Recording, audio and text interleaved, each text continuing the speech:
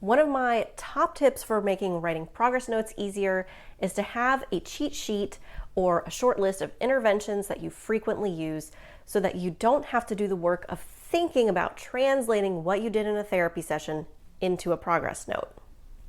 Hi, I'm Dr. Maelisa McCaffrey, founder of the free private practice paperwork crash course, and today I am giving you 23 brand new interventions that you can use for your progress notes in 2023. And yes, these are 23 additional therapy interventions on top of the 10 therapy interventions I already talked about in my video from 5 years ago. And I know the sound quality on that video sucks, and it is what it is, but those were still really good interventions, so it's still worth checking out, okay? Okay, let's get started. Now, you'll notice that some of these interventions sound very similar among themselves, and that's okay. Therapy is a slow and steady process, and sometimes you do very similar things with the same clients week to week, and that's okay. Just pick the phrases or the words that you like best and that work best for you. Number 1, assisted. Assisted client in creating a time management schedule. Number 2, coached. Coached client in the practice of using I statements in an argument. Number 3, completed. Completed an art project to assist client with identifying feelings of grief. Number 4, created. Created treatment goals with client.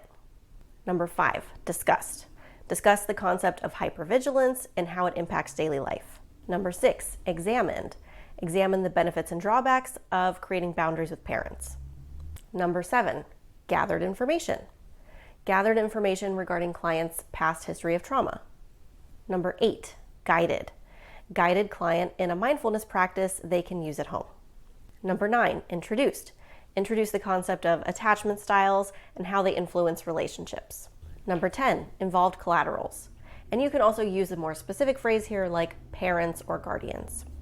Involve collaterals to help client create a list of calming techniques to use at home. Number 11, led. Led client in a new grounding exercise. Number 12, modeled. Modeled for client how to create a self-compassionate statement. Number 13, practiced. Practice with client how to use body attunement. Number 14, prompted. Prompted client to ask their partner more about their feelings. Number 15, provided psychoeducation.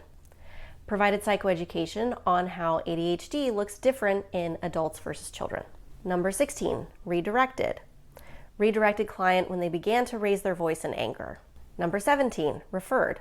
Referred client to a list of psychiatrists who specialize in women's health. Number 18, reframed. Reframed clients' negative self-statements as common reactions to experiences. Number 19, reviewed. Reviewed with client their progress to date and goals moving forward. Number 20, role-played. Role-played with clients having an argument using I statements and practicing listening. Number 21, set boundaries. Set boundaries regarding the use of emails and text messaging outside of session. Number 22, trained. Train client in the use of assertive statements with family members. Number 23, used. Used guided imagery to practice breathing exercises. Whew, okay, that was a lot. But now I want you to share the love, so write in the comments below any interventions that you would want to add to the list.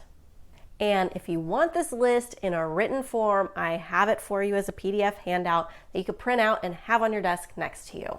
So click below to expand the description and you'll see the link where you can sign up right there. And that way you can download and then happy writing.